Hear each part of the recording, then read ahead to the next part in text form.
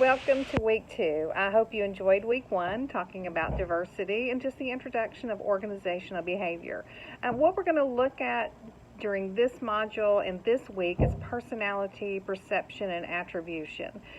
To me, it's interesting to talk about personalities. We all have one, and so we'll discover what type of personality you have. And looking at that, make sure you do your reading. A lot of times I know that can be slightly boring, but it will help you, I promise, when we get to the lectures and I'm talking about the different aspects that go into it. And with that, I believe it is, let me look, I've got the class here while I'm doing my short video, but we're going to be in chapter 3, so be sure to read that.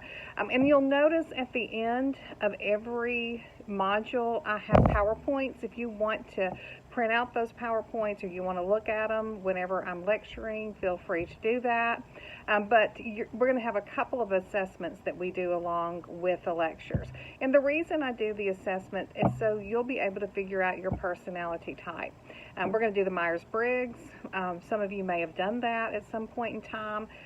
So it's really interesting looking at that with your Myers-Briggs, but we'll also do the Big Five. And a lot of people do the Enneagram, and you may have done an Enneagram in the past, and I'll probably incorporate that within the next year, but I won't have you guys do it.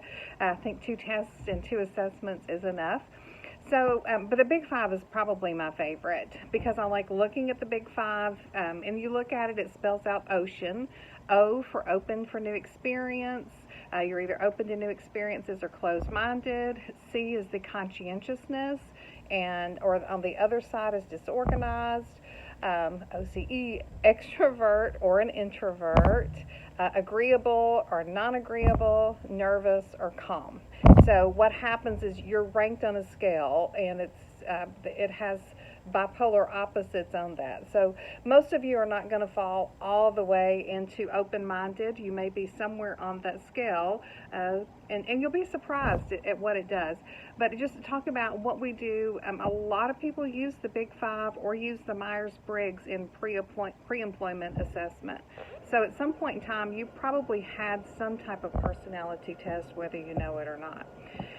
So, and with that, we'll also have a discussion post, the personality type, where you're going to describe your personality type, and you'll do a contrast between the two of them.